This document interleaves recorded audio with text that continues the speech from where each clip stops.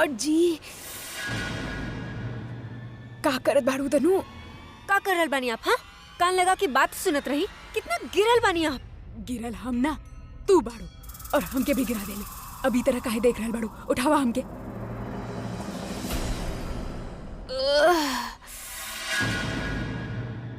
वैसे तनु यहाँ पे का करत रहे? वो अकेले? कहीं सरला आंटी के साथ कुछ कहीं लगता ना? का देख रहल बानी आप? हम देख रहल बानी कि तू एक कमरा में का करे आयल बाड़ू। ओ, हम ई बकरी के तरह काम मियाद बाड़ू। हाँ हाँ, बाय द वे हम तहार सब बात सुन ले बानी। का सुननी आप? तू फोन पे केहू से बात करत रहलू, उहो आवाज बदल के। तू कुछ प्लानिंग त ना कर रहल बाड़ू? अगर कर रहल बाड़ू ना त हमके ओमे शामिल कर ले, फायदा में रहबू। ऐसा कुछ ना, हम केहू से कुछ भी ना बात करत रही। वैसे हम तहरा के एगो बात बताई, हर घर के दीवार के कान हो खेले, और यहाँ मेहरा हाउस के दीवार के कान हम बने। वेल इन डैट केस आपके अपन कान संभाल के रखे के चाहिए। कहा कि प्रज्ञा जब घर के ओनर न रही तब दीवारे पे कान लगावे वालन के कान हम काट दे। प्रज्ञा ई घर के ओनर ना रही, मतलब तू प्रज्ञा के अपना रास्ता से हटावे के प्लान बना रहल बाड़ू बाना? भाभी, आपने काने लगाई, दिमाग मत लगाई, वरना कहीं ऐसा ना हो कि हमके प्रज्ञा से पहले आपके बारे में सोचे के पड़े। ई तनु बहुत ऊंचा स्वर में बोल रहल बिया। एकर मतलब त इहे भइल कि कुछ बड़ प्लानिंग कर रहल बिया।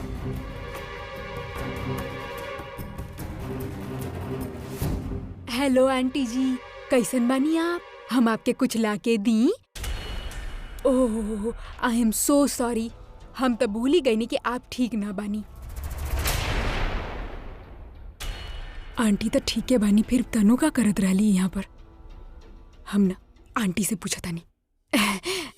आंटी जी, हम आपसे एगो बात पूछी, आप हमके बताइब कि तनु यहाँ पर का करत रहे? देखा, आप हमके बताइब ना त हम बहुत कुछ कर सके नहीं। फिर वो कहा ना, हम ई घर में ना एगो छोट डिटेक्टिव एजेंसी खोल ले बानी, सिर्फ आपन घर वालन खाते। केहू के कौनो प्रॉब्लम होके तो हम सॉल्व कर सके नहीं ना। तो आप अगर हमके इतना भी हिंट दी है ना तो हम सब कुछ पता लगा ले। हाँ हाँ, कुछ बोले चाहत बानी? आप हमके बताई हमार कान में कि आप का देखनी, कुछ सुन ले होखा तो हमके बता दी। हाँ हाँ बोले। ओहो, आई एम सो सॉरी, भूल गई नहीं कि आप बोल ना सकेनी, मतलब आप हमके कुछ बता ना सकेनी, और आपके बेटी प्रज्ञा हमके कुछ बताई ना। फिर भी ई मिताली द डिटेक्टिव सब कुछ पता लगा ली, सब कुछ। प्रज्ञा और तनु ई दोनों ना आपन फायदा देख रहल बानी, लेकिन हमके उसे कुछ मतलब ना बा। हमार मतलब तो सिर्फ आपन फायदा से है। तो हमके ना कुछ सुराग चाहिए। तनु तनु तनु तनु है ना आंटी, हम ओकरे तरफ निगाह रखब। आपके अगर कुछ चाहिए तो हमके बता दिया। अभी आपन ध्यान रखे, हमके तनु के पीछे जाके बा। हाँ, आज खातिर तो खतरा टल गई, लेकिन अब कल का होगी?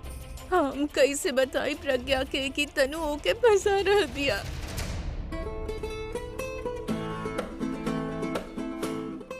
ई फोन कॉल तो जैसे हमें नया जान डाल देलक। जौन इतना महीना से ना भइलू वो एक दिन में हो जाई, और हमके तो अभी से लग रहल बा कि हम दोनों एक हो गई।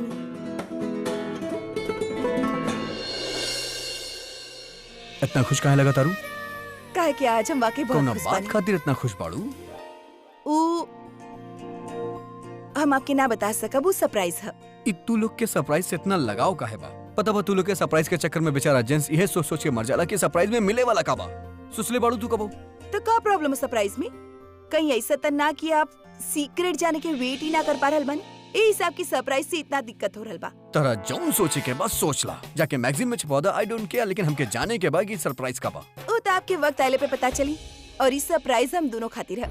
इस सरप्राइज के बाद जितना खुशी आपके मिली उतनी खुशी हमके भी मिली। जल्दी से हमके बता देना तो हमसे कोनो काम ना हो पाई। अरे बता दी तो सरप्राइज सरप्राइज ही ना अरे रही। का करा तारू तू जौन धुन हम तैयार कर ले रहनी ओकर नोट भूलत आनी हमारे बतावा ना। इस सरप्राइज के बाद जिंदगी ही एगो धुन लागे लगी और हमेशा गुनगुनात रही है। अब तो हमार क्यूरियोसिटी बहुत ज्यादा बढ़ रहा बा। जितना क्यूरियोसिटी बढ़ी उतनी ज्यादा खुशी मिली। अब तू हमरा के सरप्राइज बता के रहो विद पेन। आओ आओ अच्छा बतावत बानी आउच आउच प्लीज हाथ छोड़ी। Promise? प्रॉमिस पक्का प्रॉमिस।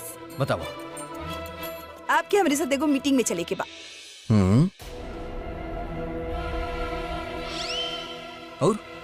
और ये सरप्राइज रहे। हाँ दिमाग खराब हो गया बका। तहार मीटिंग भी तरह तरह होकी हमके कोनो मीटिंग पे ना जाए के बा। तहार मीटिंग भी तरह तरह बोरिंग होखेला। लेकिन आप ना आए तो आपकी सुबह के coffee. Are you serious? No no no no you can't do that मी।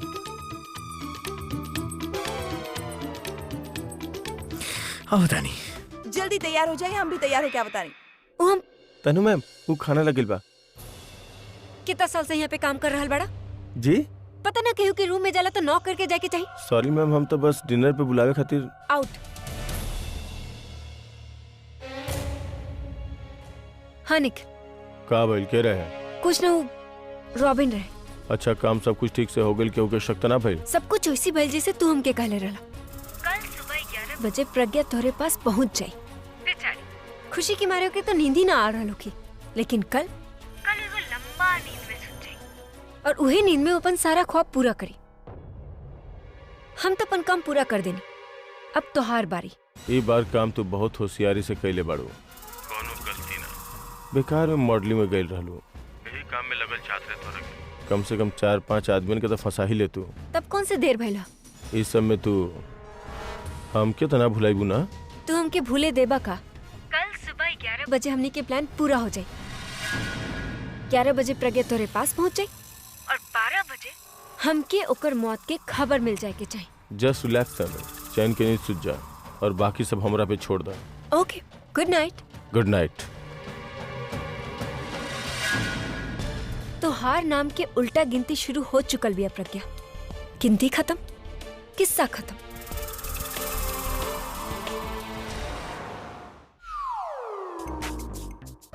कोनो बात ना, बिजनेस मीटिंग है तो जाए के पड़ी ही ना। अच्छा ठीक बा, हम जात बानी कहे कि सुबह हमके बहुत जरूरी काम है।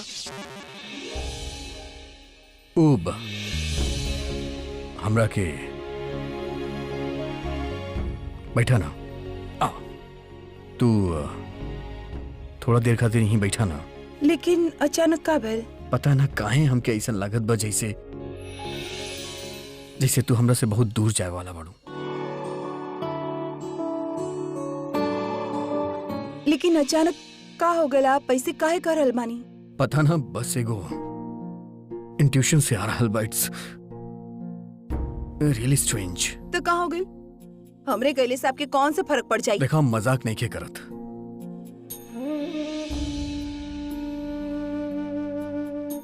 It's weird. पता ना काहे कहाँ से ये फीलिंग आ गई, लेकिन अचानक से। ऐसा मत सोचा, ऐसा ना कुछ ना होखे वाला। आप ज्यादा टेंशन ले रहल बानी। रात बहुत हो गई भी, सोच जाई।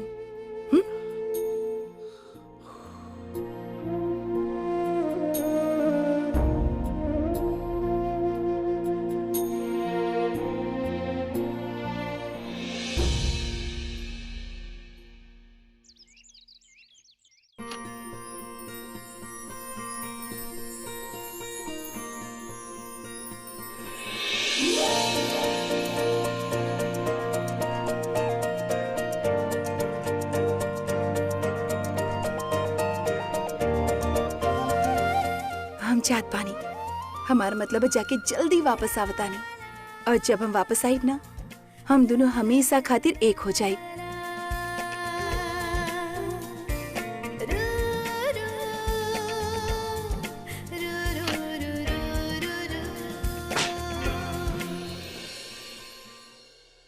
और आप सारा प्लान चेंज क्या कर देनी?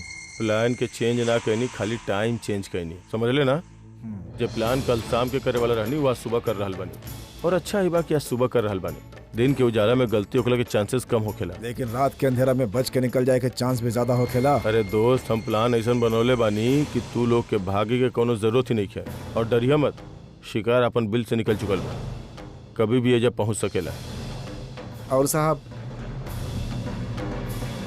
शिकार के तस्वीर बा, इस तस्वीर के अच्छा तरह से अपन दिमाग में उतार ला, भूलिया मत। ओके, लड़की तो अच्छा घर के बाड़ी, ऐसा शरीफ लड़के से आपके का प्रॉब्लम हो सकेला? वकील बड़ा तू, हाँ वकील बड़ा तू, जना काम खातिर पैसा देले बानी चुपचाप कर। अगर नहीं करेगा तो हमारे पास और भी कई लोग बाड़ा ही काम करे खातिर। बोला कोनो प्रॉब्लम बा? सॉरी साहब। और एगो बात ध्यान से सुना, टक्कर ऐसा होके के चाहे कि आसपास के लोग गवाह बन सके, लगे के चाहे कि लड़की के मौत हादसा में भइल बा। फिकर मत करी, 12 साल से स्टैंडमैन रह चुकल बानी फिल्मन में। ऐसा एक्सीडेंट दिखाई कि मर्डर भी एक्सीडेंट जैसा लगी। चल शाबाश, चलो रे।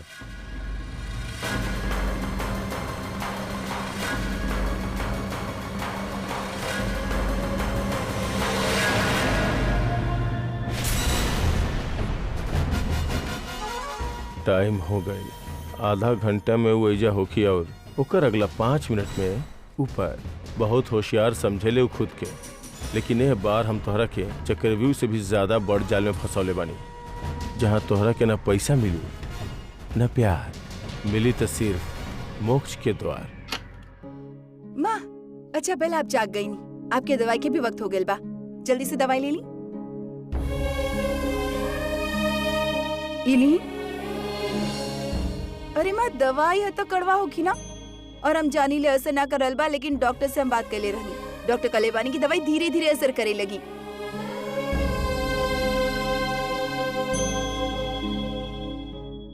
That's like a good girl. और दवाई छोड़ी, का पता कुछ ऐसा हो जावे कि आप खुद ब खुद ठीक हो जावे। 1 मिनट।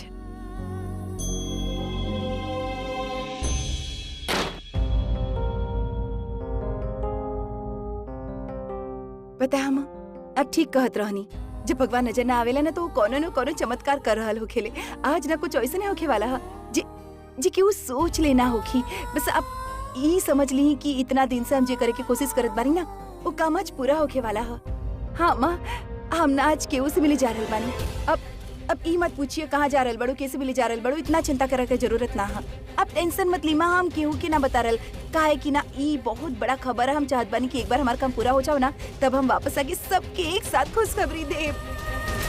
अरे हमार बच्ची, हम तोरा के कैसे बताई कि वो लोग तोरा के सबूत देवे के ना तोरा के मारे के प्लान बनवले बाड़े। अरे आप चिंता मत करी, हम जेकरा से मिले जा रहल बानी ना, वो तनी के बहुत बड़ दुश्मन बिया, हमार मदद जरूर करी। ना प्रज्ञा, वो तनु ही बिया। आप ऐसे उदास काहे हो रहल बानी? कुछ ना होगी हमके, और हम तो बहादुर बच्ची बानी, और आपके बिना डर के कौनो जरूरत ना। अब सब ठीक होके वाला, और फिर हमके जाए दी वरना बहुत देर हो जाई। अब बस हमारा इंतजार करिए, बहुत जल्दी चलाई, हम जल्दी आ जाए, बिल्कुल चिंता मत कर। ना प्रज्ञा, रुक जा, मत जा बेटा, रुक जा, मत जाओ। तनु बड़ी तनु। सॉरी।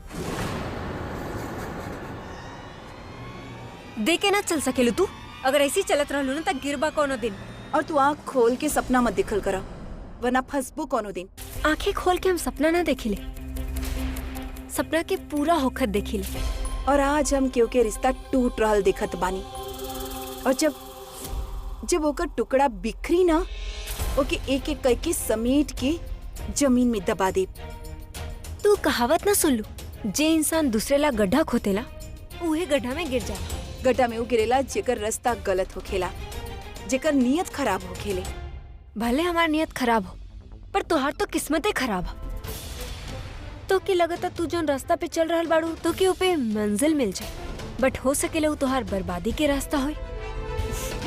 के बर्बाद होगी और के आबाद, ई तो वक्त ही बताई। और वो वक्त के आवे में अब ज्यादा वक्त ना रह गल बा।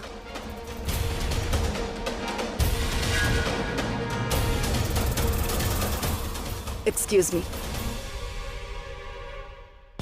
बेचारी हमरे अरमान के दफनावे जा रहल बिया, पर वही ना जानी ले कि हम वहाँ ओकरेला गड्ढा ना, बल्कि ओकरेला कबर खोद के रखले बानी। ई गेम तो इंटरेस्टिंग हो जा रहल बा। ओके लग रहल बा कि उ वहाँ जीते जा रहल बिया, पर वहाँ जीते ना बल्कि बेमौत मरी है। ओह माय गॉड, हम अपन खुशी के कैसे संभाली?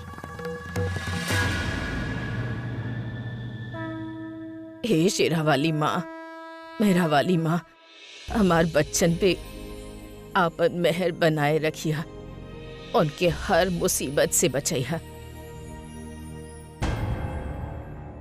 तनु के भी हमसे अभी टकराए के रहे।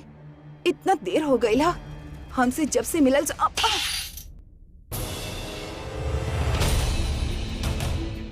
Sorry you. अरे बेटा, का भइल? बेटा तू ठीक तो बाड़ू ना? औरी पूजा के थाली तू इतना जल्दी जल्दी कहाँ जात रहलू? दादी हम ठीक बानी। हम घड़ी घड़ी दिखत रहनी तो हमार ध्यान ना रहल, एही ला वो गलती से गिर गई। ई पूजा के थाली गिरब अच्छा शगुन ना हो बेटा। दादी मन में वहम ना रखल जात, आजकल तो हर चीज में अब सगुन हो जाला। ना ना ना बेटा, पूजा के थाली गिरल है। दादी हम वापस आके आपसे बात करब, हमके बहुत जरूरी काम से बाहर जाए के बा। अरे तू कहाँ जा रहल बाड़ू? हम तोरा के कल कहले रहनी ना कि आज हम शक्ति पाठ रखवले बानी और माता के चौकी भी रखवले बानी, और तू कहीं ना जाइबू। हाँ हाँ हाँ याद बा दादी, लेकिन एगो बहुत जरूरी काम आ गइल। हमके ज्यादा वक्त ना लगी, हम 1 घंटा में वापस आ जाए। अरे ना, इतना भी का जरूरी काम है? हमके फिकर बा तोहार बेटा, आज मत जा, बहुत बड़ा अपशगुन है। दादी आप फिक्र मत करा, हम 1 घंटा में लौट आए, कुछ ना होगी हमके। अरे दी, आप एगो काम काहे ना करता नहीं? आप पूरा भैया के ले जाए ना साथ में। हाँ रचना सही कर रही बिया, तू तो के जाए के बाना तब पूरब के साथ लेके जा। 1 सेकंड दी, कहाँ जाए के बात हो रहा बा? देख पूरब, हमें के कले बोल देले रहनी कि आज हम पाठ रखवा रहल बानी, तू कहीं न जाइबू। और देख ई जा रहल बिया, और ऊपर से एकरे हाथ से पूजा के थाली गिर गइल बा। दादी आप चिंता मत करे ना, कुछ ना होगी हमके। देखा बेटा, अब इतना सब कुछ होखले के बाद अगर हम तोहरा के जाए दे रहल बानी तो तू पूरब के साथ लेके ही जाइबू। हाँ और हाँ प्रज्ञा जी, प्लीज आप अकेले आइए। आप केहू के बताइब ना कि आप निखिल के पत्नी से मिले जा रहल बानी। दादी ये काम ही कुछ ऐसा बाकी हमके अकेले ही पूरा करे पड़ी। आप लोग प्लीज फिकर मत करा, हम पूरब के ना ले जा सकब अपने साथे। दी ऐसन कौन काम बा जहाँ हम साथ ना चल सकेला? हाँ दी, आप हमनी से कुछ छुपाता ना रहल बानी ना? कहीं ऐसा तो ना कि आपके हम पर भरोसा नहीं के? पूरब भी तो का बोल रहल बड़ा, तू लोगन के अलावा हम केकरा पे भरोसा कर सकेनी। लेकिन ई काम ऐसन बाजे हमके अकेला ही करे पड़े। लेकिन तू लोग फिकर मत करा, हम अपन ख्याल रखब, हमके कुछ ना होगी। ना ना बस रचा, जब तक हम घर लौट के ना आई थी तो माँ के साथ रहिए, ठीक बा? उनका ख्याल रखिए, उनके अकेला बिल्कुल मत छोड़िए, ठीक बा? हम आवत बानी। सॉरी दादी।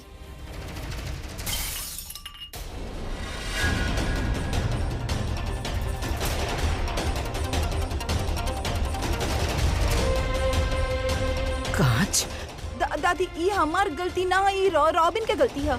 और प्लीज अभी मत कहिए कि कांच की गिरब अब सगुन हो खेला। कबो कबो कांच की गिरब सगुन भी हो खेला। दादी हमके बहुत देर हो रल बिया, हम आपसे बाद में बात करता नहीं।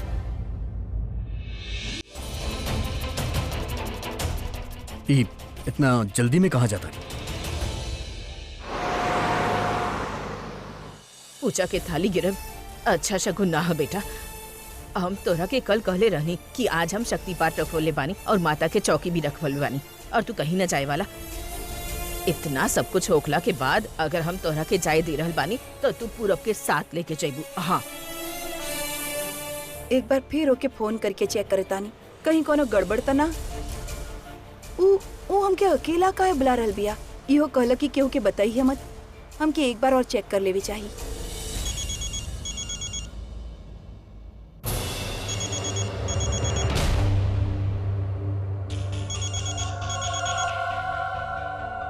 ओह माय गॉड, प्रज्ञा के फोन।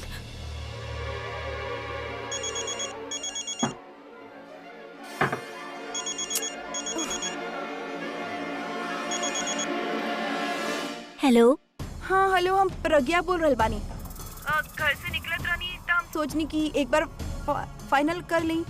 हमनी की मीटिंग फाइनल है ना? प्रज्ञा जी आप कैसे बात कर रहल बानी? आप अभी तक निकलली ही ना? हमके तो लगल कि आप पहुंच भी गई नहीं होखी। चलिए कोनो बात ना, आप जल्दी से आ जाइए। हम ऐजे बानी और हमरे पास सारे सबूत भी बा। अब हम सारे सबूत के जेरोक्स भी करवा ले बानी, तो आप प्लीज जल्दी से आ जाइए। कहा कि अगर निखिल घर पे आ गए लोग हमके ना देखलक तो बहुत प्रॉब्लम हो जाई। ना ना आप टेंशन मत लो, हम बस थोड़ा देर में वहाँ पहुँच जाए। आप वहीं रहिए, कहीं जाइए मत। हाँ बाय। थोड़ा जल्दी चलाइए। का चल रहा बा? ओ देखा, प्रज्ञा के हाथ से वो कांच के गिलास टूट गई। हाँ वो दिखनी हम, लेकिन वो इतना जल्दी में कहाँ जात रही? पता नहीं, शायद कोनो जरूरी काम होगी। जरूरी काम बा तोहरा नहीं के पता? तोहरा भी ना बतैले हुई। जीजू अरे बता तो रहल बानी कि ऊ कुछ ना बतवले। अब तू जेकरा से भी पूछबा जवाब तो उहे होखी ना। हाँ अगर जवाब प्लान कर ले होबू तो जवाब तो वही होगी बना। अरे शक्ल देखा अपन दादी का? तू कहा सतारू, तू अपन शक्ल देखा। तू सबके देख के हाँ? पता चलत बा कि आप सब हमरा से कुछ छुपावत बाड़े। यार कैसन बात करत रहा तो कि हम पर भरोसा नहीं खेका? हम दोस्त बने तोहार, अगर हमके पता होगा दीदी कहाँ गई बड़ी तो हम तो के बता ना देती।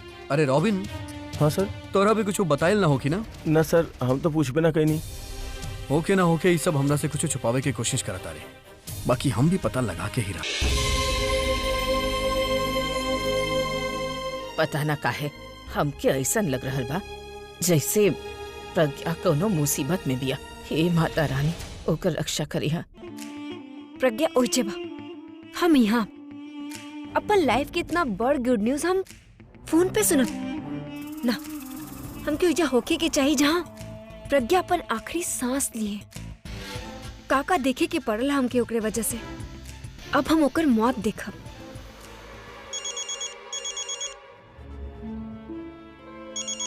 अब एक का काम पड़ गए लास्ट मिनट पे।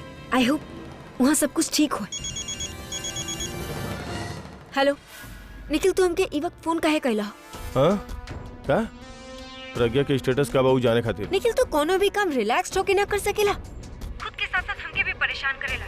इस शेयर मार्केट की तरह का बार बार प्रज्ञा के स्टेटस जाने के बा। अब प्लीज हमके दोबारा फोन मत करिया। जब देखा बार बार फोन करते रहेला।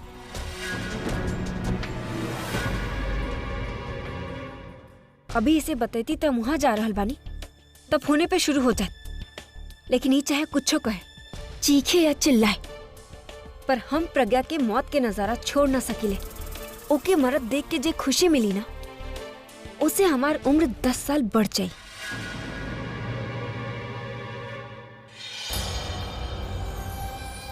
चला तू रेडी बाड़ू तो मतलब तरा याद बा? हाँ कहा अभी?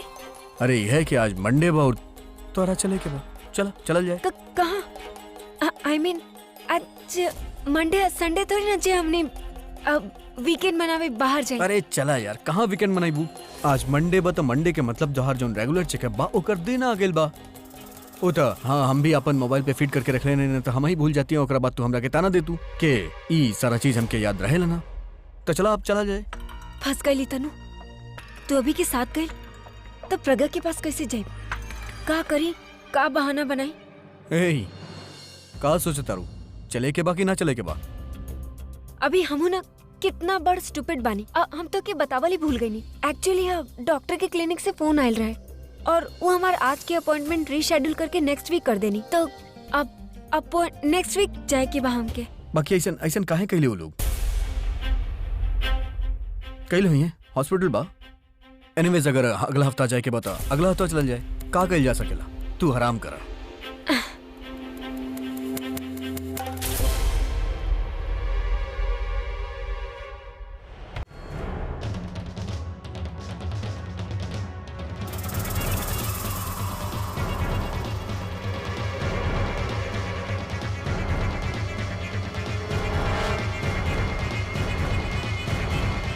इधर तनूरा इधर चोरी छिपे कहाँ जा रहल बिया? कहीं उहे तो ना जा रहल बिया जेके प्लानिंग ई सरलमा के कमरा में करत रहल। डिटेक्टिव मिताली, तारा के अब चौकन्ना रहे के पड़ी। अपना आँख, नाक, कान सब कुछ ही तनु पर लगाए के पड़ी। ई बार तारा के सिर्फ सुरागना सबूत चाहे कि का करे जा रहल बिया।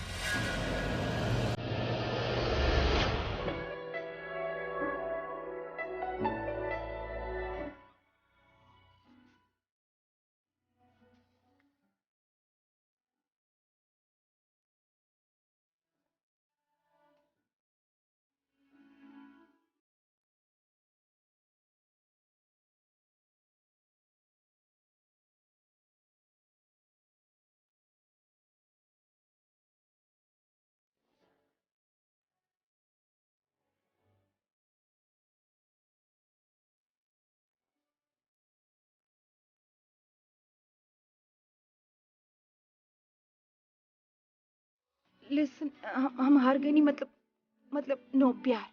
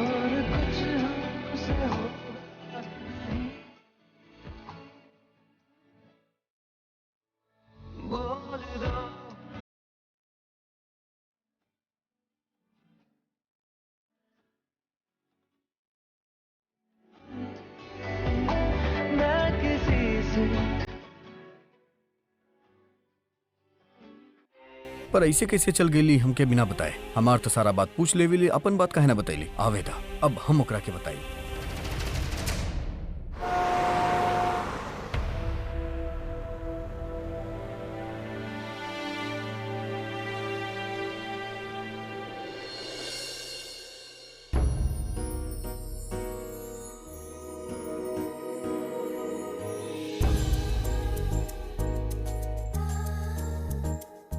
You are a magician.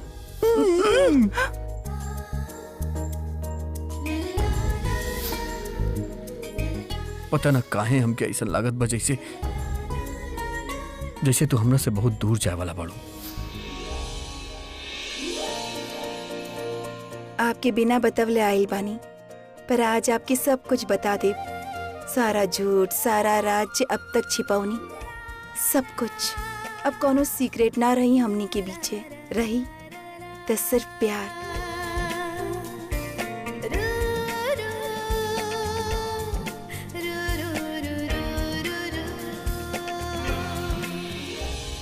आई आई माँ जी, कब से आप लोगन के इंतजार कर रहल बानी। आई ना। दादी, हाँ हम एक बार सल्ला आंटी के देख के आवता नहीं। हाँ हाँ बेटा जा। जी।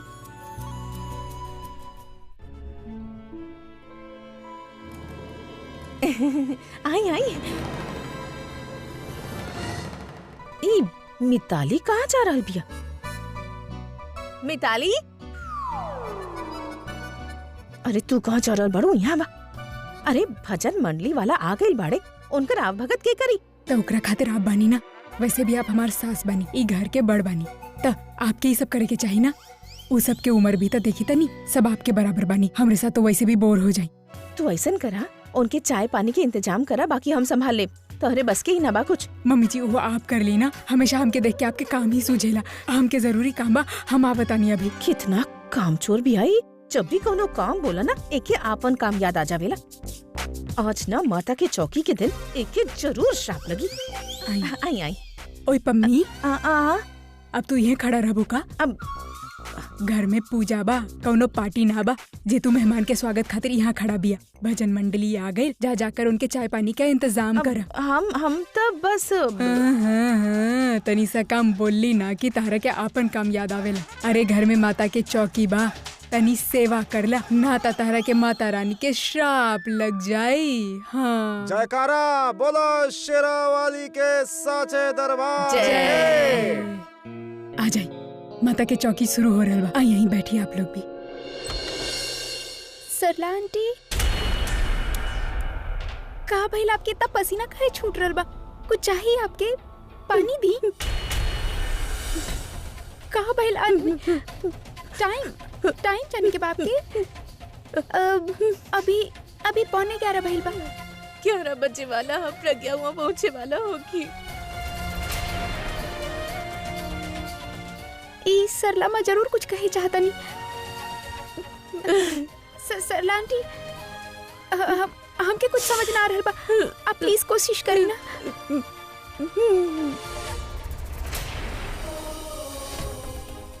आप केहू के बारे में प्रज्ञा दी कुछ ना समझ आ रहल बा। हमके का करिए समझ ना आ रहल बा। हम अभी बतानी। हे भगवान, इतना मजबूर कर दिले बड़ा। अब हम केहू के बता भी ना सकेनी कि हमार प्रज्ञा के जान खतरा में बा। केहू के वापस बुलाला, केहू तो रोकला के। पूरा भैया, रचना काबिल इतना टेंस्ड काहे बाड़ू? ओ पता ना सरला आंटी के का भइल, बहुत डरल भैया। कुछ कहे चाहता नहीं, हमके तो कुछ भी ना समझ आ रहल। जब हम कहनी की बात प्रज्ञा दी के बारे में बात, वो हाँ में सर हिलवनी। ऐसन का बात हो सकेला कि जेकरा वजह से इतना टेंशन में बानी? रचना अगर बात ऐसन बताए, सबसे पहले हमने के दी के बतावे के चाहिए। हमें को काम करता नहीं, उनके फोन करता नहीं। ठीक बा।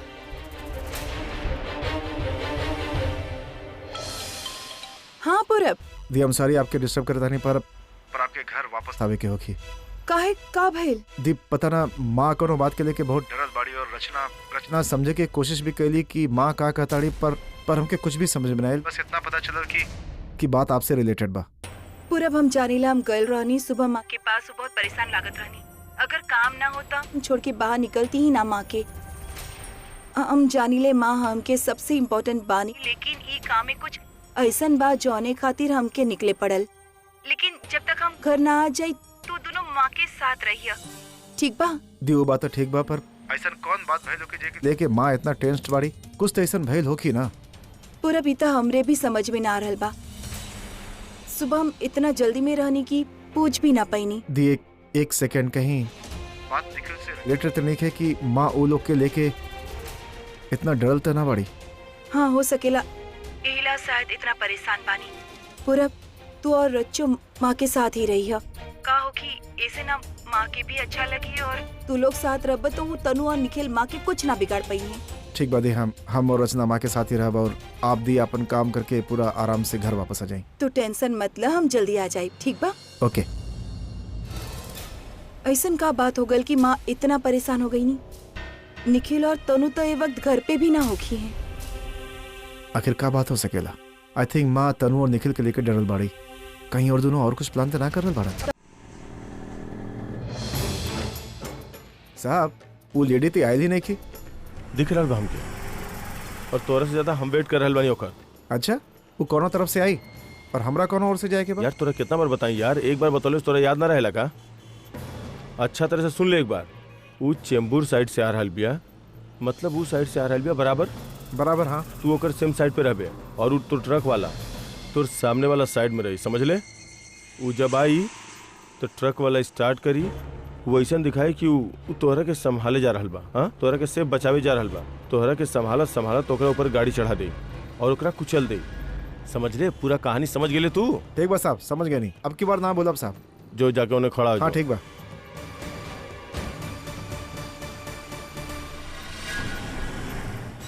प्रज्ञा आइल का है ना अब तक?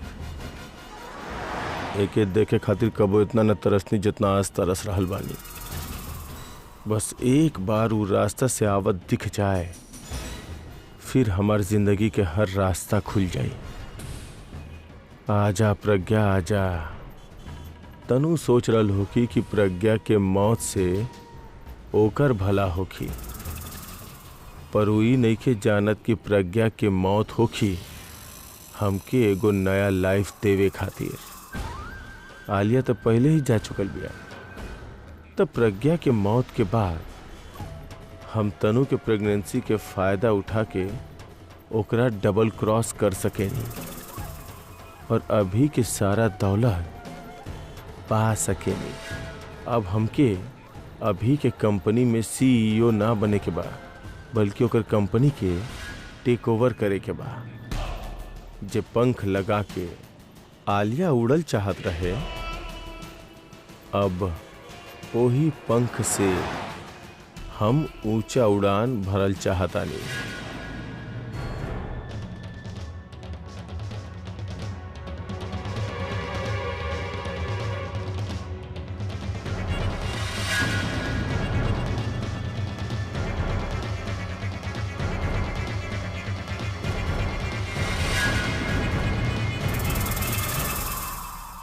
ई के बा ये पन हरकत से बाज ना आई है। लगता प्रज्ञा की मौत के बाद हमके इनकर नाम के कार्ड निकाले के पड़ी, न तो ई हमार जीना मुश्किल कर दी है। ड्राइवर जल्दी आवा, तनु मैम के गाड़ी के पीछा करे के बा। चला चला चला जल्दी कर।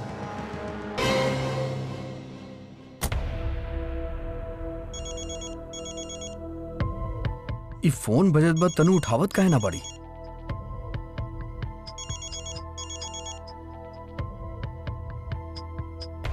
तनु कब से तोहार फोन बजत बा? तू तनु, ई तनु कहाँ गई? अभी थोड़ा देर पहले तो ऐजे रहे, हमके बोलली कि आराम करे जात बड़ी।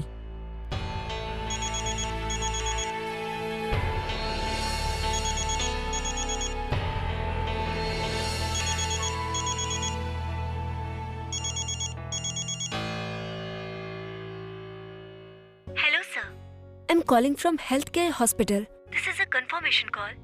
मिस तनुश्री के आज 11 बजे के अपॉइंटमेंट है सोनोग्राफी और रेगुलर चेकअप खातिर। सोनोग्राफी आ चुकल बाड़े तो प्लीज टाइम पे।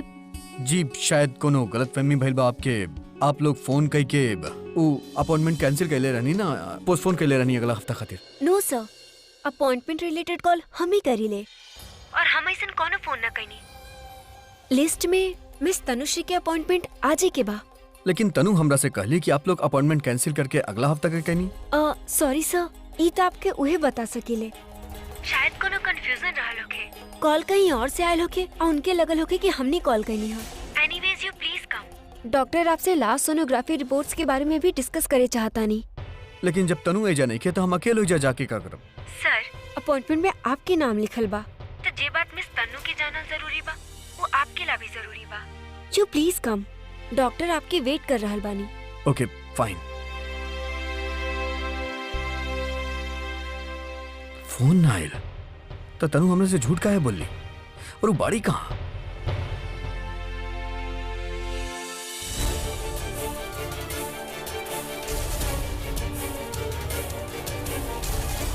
नंबर भी बिजी बा। अरे आयल ना तो पहुंच जाई, पहले तू हमारी बात सुना। अब का बा? हमारे को प्लान है। तनु प्लान तो बन चुकल रहे, अब का प्लान बा? निखिल, हमार जो प्लान है वो तोहार प्लान में ही एडजस्ट हो जाए। Double plan. ओ कल चले ना कि एक तीर से दो शिकार। व्हाट? का बोल कर रहल बाड़ू तू? निखिलू, एक्चुअली हमके अपन आँख से प्रज्ञा की मरद दिखे के रहे, तो हम घर से चोरी चोरी निकलत रही और मिताली भाभी हमके देख लेलन और उनके हम पे शक हो गई कि हम प्रज्ञा के अगेंस्ट कुछ प्लान कर रहल बानी। अब काहे कि उनके शक हो गई तो वो हमार पीछा कर रहल बानी। तो हम कहत रही काहे ना तू अपन आदमी के थोड़ा और पैसा दे दो और कह दो कि प्रज्ञा के साथ साथ मिताली के भी मार दे, काहे कि ई जिंदा रही है ना तो हमार जेल मुश्किल कर दी है। तनु तोहरा के पता भी बा कि मर्डर का चीज होखेला, और ये मिताली के अगर तू घुसेड़ देबू तो हो सकेला हमनी के केहू के भी ना मार सकी। हम तोरा से काले रहने के तोरा इजा आवे के कोनो जरूरत नहीं है। हमार मन रहे प्रज्ञा के मरद देखे के। हाँ तो मन के समझावा ना अपन। हेवन सेक तनु प्लीज समझे के कोशिश करा, मन के बहलावा समझावा और अपन मन से ही कहा कि कल प्रज्ञा जब मर जाए ना तो तुम्हार लाइफ कितना सेटल हो जाए। सोच, think about it, okay? And please ये अनाप शनाप प्लान्स मत बनाओ, वरना आज मिताली भाभी तुम्हारे पीछे पड़ल बानी, कल के और फिर पूरा परिवार तुम्हारे पीछे पड़ जाए। And then you tell me कि पूरा परिवार के खत्म कर दा। हम सबके कहां कह रहल बानी? तनु फॉर हेवन सेक तू प्लीज फोन रखा, वरना नौबत ही आ गइल बा कि हम खुदे के मार दे। प्लीज आगे ही निखिल हमार दिमाग खा रहल बा और पीछे से ही मिताली हमार जान खा रहल बिया। इस सबके चक्कर में कहीं प्रज्ञा की मौत हाथ से न निकल जाए। हम ओके मिस ना कर सकेले, हमके कुछ करे के पड़ी। थोड़ा जल्दी चलो प्लीज।